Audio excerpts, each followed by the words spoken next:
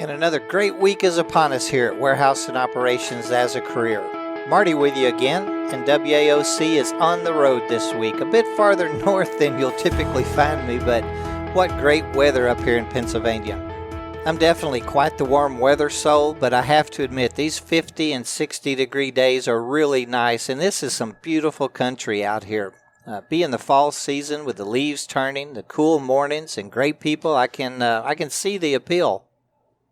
I'm traveling with John, kind of a quick business trip, and taking the opportunity to visit with Rodrigo and Joe today. They're working together on a project up here for a week or so, maybe up here 2 weeks. Welcome to WAOC today, gentlemen. Well, I guess I should say this evening, as we've kind of gathered in the hotel lobby. Thanks for coming down and talking with us. Yeah, no problem, Marty. It's always a pleasure to be a part of WAOC. Same here, Marty. It's a pleasure to just be here and, excited. Fantastic, guys. I really do appreciate you taking a few minutes. I think John got tied up on a business call. He may be joining us here in a little bit. We've been discussing that step into management, specifically the lead and supervisor roles recently, and I love all the questions and thoughts being sent in. There's a lot of excitement and interest in advancing our careers out there, kind of inspiring to an old ops guy like me. One concern I've heard several times is along the lines of, or really regarding pay. When talking about salary versus hourly, yep, there is in some instances we could see a difference in our weekly paycheck. Overtime can play a part of it, when we're coming off the clock. As we've learned, there's a lot of different pay structures: hourly, pieces pay, case pay, best between pay, project pay, exempt and non-exempt salary, etc. Each state or your community rules and laws can be a little different, and I'm sure there's some none of us has even heard of as well. I know for me, when I was first offered an exempt position, I was really hesitant about it. I was working the warehouse side of inventory control, working with inventory control reports and receiving product into the systems, checking or verifying the selection shorts and missed ships, and doing a little driver check-in and returns also.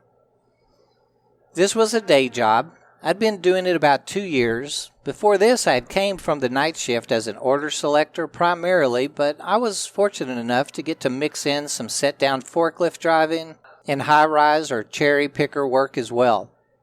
So I had really grown quite accustomed to those 45, 55-hour checks, sometimes even more, sometimes really too many hours. I'm glad I had someone to coach me or push me into it as it worked out. I loved the job, and it did pay off at the end of the year, earnings-wise. It's something to learn. We need to understand it and make it advantageous for us. Did y'all have any concerns coming off hourly and into that first salary position? Well, Marty, when I originally made that transition, everything that you mentioned was definitely a concern to me. One of the things that I had to look at was my end-of-year earnings. But at the same time, the other side of that is you got to look at consistency, the steadiness of it. As we get older, I should say, we want to make that progression to where your income is going to be stable, and if you have to miss a day of work for whatever reason, because it does happen to all of us, you want to be taken care of. You want to make sure that you're working for a good employer that's taking care of you just as good as you take care of them. But the immediate concern I think everybody sees is you're going to lose overtime. Why would you take, $30,000 a year over the $40,000 that you're working? And, those are all little battles and struggles that we have to fight with that, you got to weigh out and see the benefits to in the long run.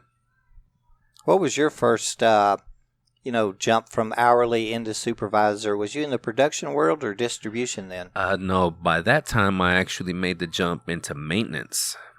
After I had done production work for a while and ran some equipment, I started talking to the maintenance mechanics that were coming around that would service my line. And after talking to those guys, there was a earning potential there as well as a vacancy. So, I had a senior maintenance guy kind of take me under his wing and show me the process, and, just wanting to do the best that anything that you attach your name to is one of the things that led me to, progress in that field. As time went by, well, everybody that sticks around and does their job efficiently will eventually do it very well. And you fall into those roles kind of on your own, just being a good worker. And that's kind of what happened to me. Somebody that was working with us had, greener fields elsewhere, left a vacancy, and, I wanted to fill that role. I wanted to step up, and I had encouragement and, everything else behind me. So when we started talking pay, that's when I noticed what the difference was. And I was like, well, sheesh, right now I have the chance to make, $30 an hour overtime. And, these guys it almost sounded like I was being talked down from what I was making. But, like I said, the people that I work with were outstanding people to work for. And they kind of explained that to me and showed me some of the things that I didn't see. Because, being an hourly worker, you aren't expected to know the benefits of being, non-exempt or salary. Those are things that you fall into and you discover either on your own or you're mentored in. Well, that's great. Opportunity knocked on the door, and you answered it. And again, you had kind of a mentor to help you along also. Rodrigo, what about you?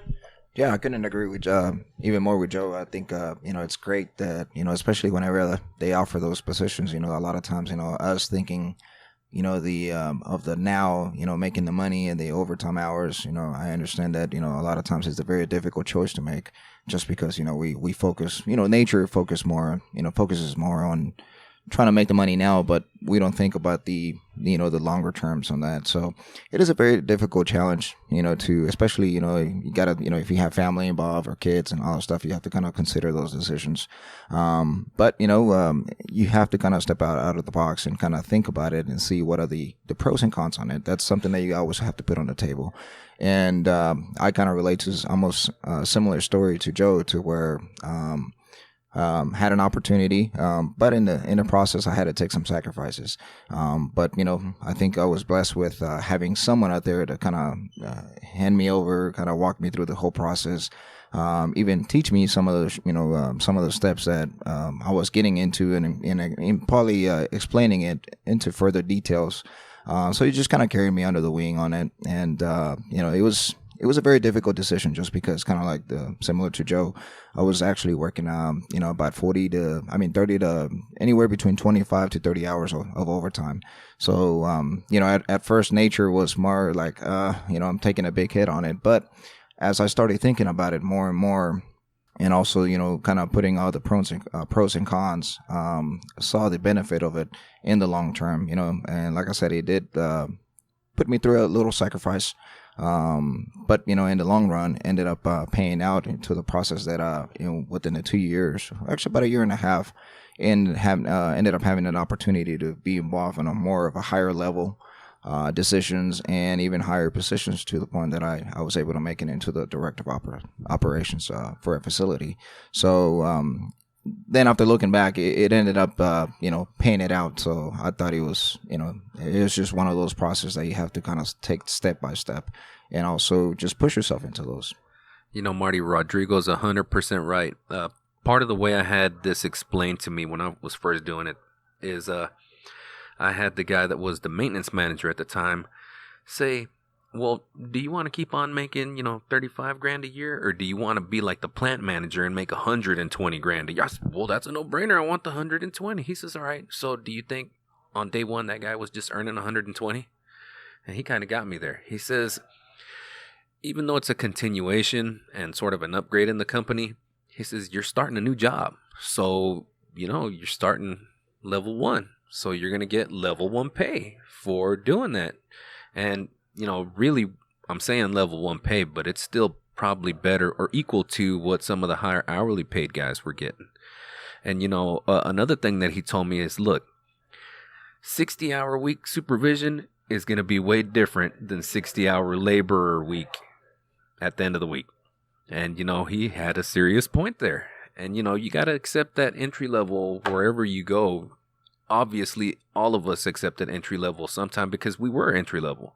So when you take that step to management, supervision, etc., well, you got to learn before you can fly.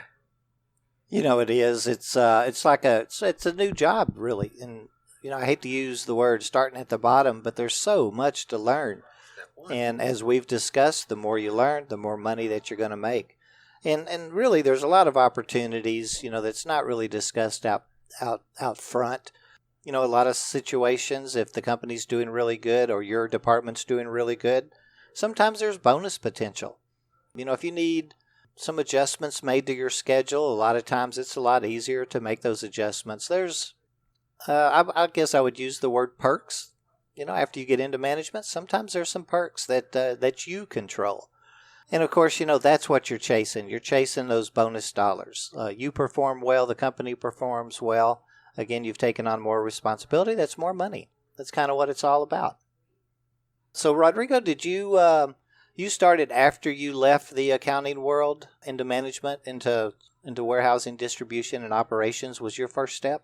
That is correct, Marty. Like I said, it was a big change, just for, going from accounting to a completely different world, and it's funny, just kind of recap a little bit of the story that I started. I was actually going in for a customer service position, and, the GM up at the facility had seen some potential, especially seeing the resume. That was one of the key things that he kind of caught his eye on it. And, and then from there, he just kind of walked me through the whole process of what they were doing, some of the challenges and opportunities that they had through, growth of the company. But, he kind of laid it out to the point where, hey, here's some of the challenges and sacrifices that you're going to have to make, and you have to trust me on this. So he was able to kind of carry me under his wing. And, of course, I trusted him and kind of walked it through. And, and from there, pretty much the rest of his history now, I look back and, looking at this different positions, and also the way that I see it is different opportunities to help others, not only at where I'm at, but also at different locations all across the nation. So I try to use some of those examples to help out others, and use myself as an example, as my story, just to encourage some of these younger kids in order for them to have some aspirations for those higher positions, because if you have the will, then you're gonna make it. That's you're absolutely right. And everybody I talk to, and it's really interesting. The opportunity knocked. They went ahead and accepted it, and without fail, everyone, by choice or because he was there, everyone I talk to has a mentor or somebody that really kind of helped them along. And again, it's that learning experience. It's just something else to learn. People teach us, they train us, and we just go on and on to the next job. I really want to thank y'all for taking a few minutes. I know you're both still working this evening. You've got a whole lot that you're putting together. It was really great visiting with y'all. We appreciate you taking time out to share with our WAOC listeners, and best of luck on your project here. Well, thanks, Marty. We appreciate it. We definitely love being here. Just give me a call anytime you need anything. And again, thanks, Marty, for the invite. And like I said, as always, looking forward for the next visit. Outstanding. And I fly out tomorrow. I'm not sure because I'm headed back to Dallas. Not sure where I'm going to be after that. And as always, I want to thank you, our listeners, for checking in. Remember, you can reach out to us on Twitter and Facebook. Use the little @ WHSEANDOPS, and email us, host@warehouseandoperationsasAcareer.com, with any of your questions, thoughts, or suggestions. Joe, I tell you what, since you're with us this evening, being our WAOC visiting CSHO, would you like to wrap us up with our ending safety thought tonight, sir? Sure thing. I'd like all our listeners to just, stay alert. Let's stay alive at our industrial jobs. Be aware. If you guys have any kind of concerns or safety questions or whatever, whether it be for, your current work conditions or whatever, just need to know, go ahead and email Marty, and I'm sure we can get you an answer.